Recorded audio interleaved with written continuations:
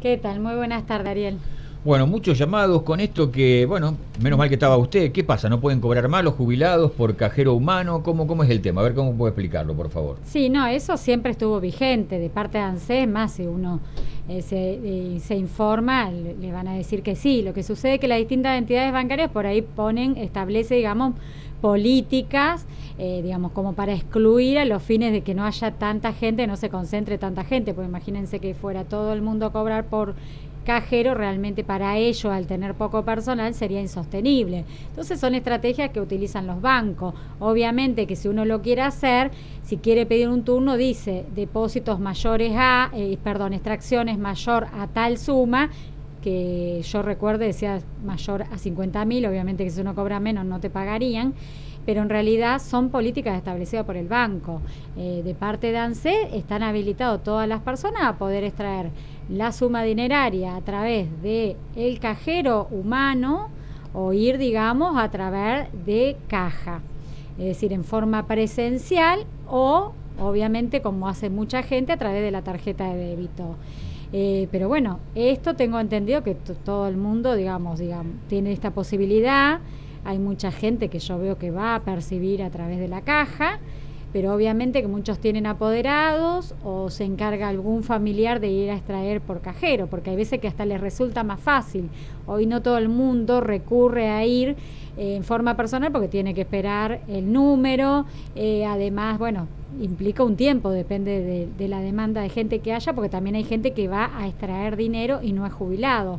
Entonces, a veces puede generar más demora. La mayoría de la gente lo que hace es o tener un apoderado que va o alguien de confianza que le maneja su tarjeta de débito y extrae por los cajeros de afuera, ¿no? Porque de esa manera van un sábado, un domingo, cuando quieren. Por eso también la entidad bancaria motivan a la gente para que aprendan a utilizar el cajero, sobre todo por si te toca un día feriado o un fin de semana, uno puede recurrir con la tarjeta y no esperar hasta que abra la entidad bancaria, pero en realidad como permitido está, después que el banco te pueda discutir de acuerdo a la política privada que establece, es otro tema.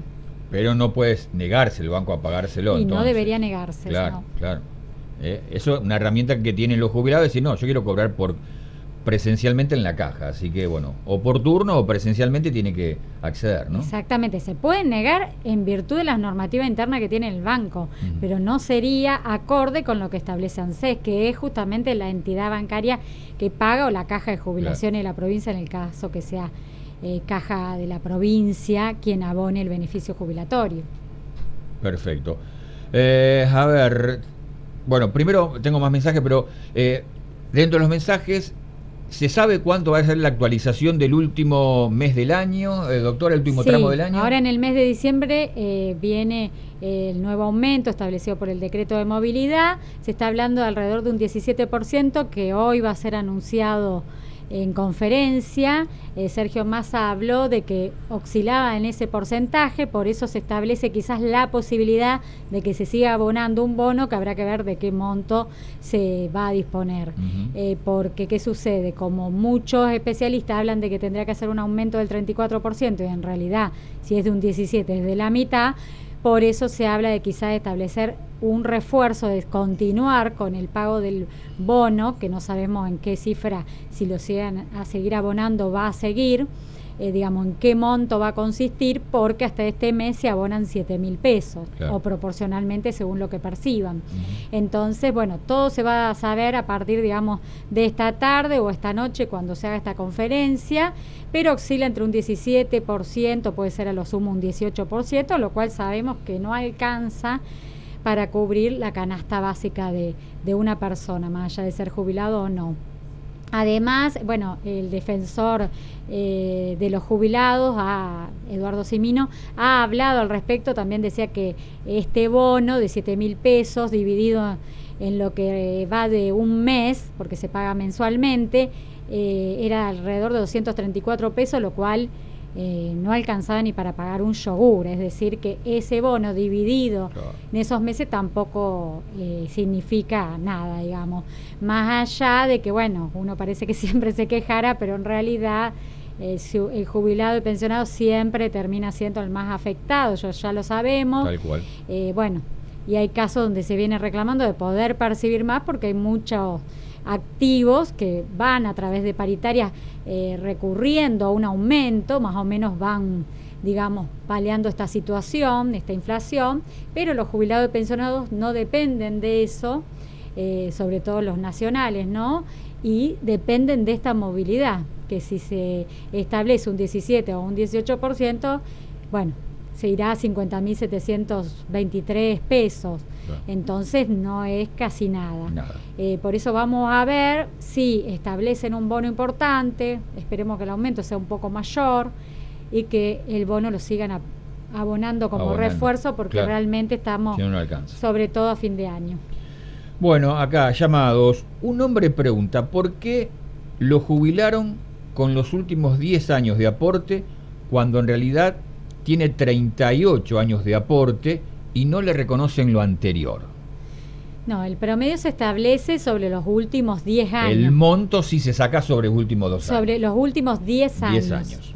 Se calcula de ahí la PC y la PAP, que es la prestación adicional por permanencia del sistema, la que se calcula desde julio de 1994 a la fecha o hasta los últimos aportes posteriores de julio de 94, y la prestación compensatoria, la que se calcula antes, hasta junio del 94 y desde que inició la actividad laboral. Y la PBU, que es la prestación básica universal, por 30 años se establece un monto que es un monto fijo que se va obviamente actualizando cada vez que hay movilidad.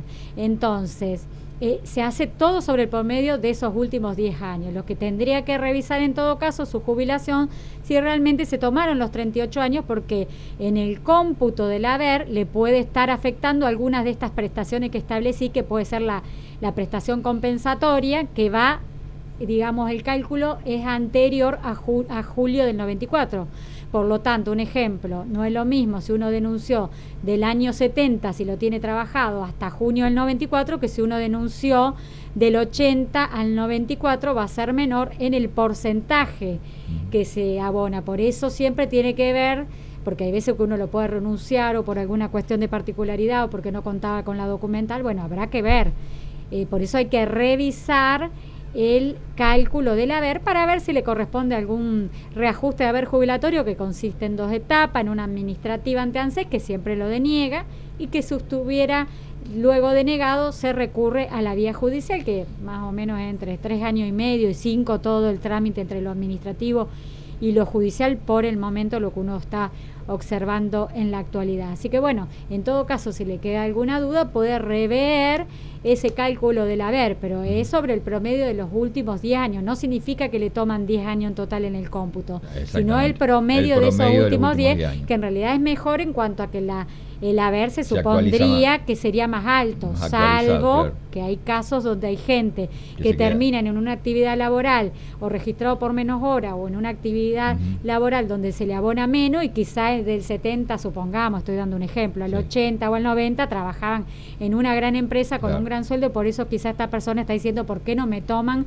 esos años que eran muy buenos en cuanto a las remuneraciones? Bueno, tienen que rever, pero el promedio sigue siendo, siempre fue sobre los últimos 10 años. Doctora, cortita porque se nos va el tiempo. El señor Torres tiene una consulta para la doctora Franco. Quiero saber por qué el banco, cuando voy a retirar el dinero, no puede sacar la totalidad, y cuando voy a retirar el dinero por cajero automático me cobran un monto aproximado de 500 pesos cuando retiro nuevamente el dinero. ¿Sabe usted? No le tendrían que descontar del cajero, salvo que vaya a un cajero que no sea de la red. Del banco, que en la época de la pandemia, en virtud de la pandemia, no había descuento por más que uno fuera a otra red, Banel, Colín, por la cuestión de la pandemia. Después eso se regularizó, y si uno va a otra red, puede ser que esté yendo a otra red y entonces le estén descontando, y cada vez que uno va te descuenta. Tiene que tratar de respetar, ir a la misma red, pero bueno, hay veces que depende. Si es realmente en un lugar que le queda más lejos, quizás se le va en movilidad, en traslado, si no puede recurrir a través de un intermediario. Bueno, entonces por ahí recurre a ir a otra red. Eso puede ser, pero en realidad no debería sino ocurrir. Gracias, doctora. La esperamos el jueves de la semana que viene. Nos estamos viendo muy pronto.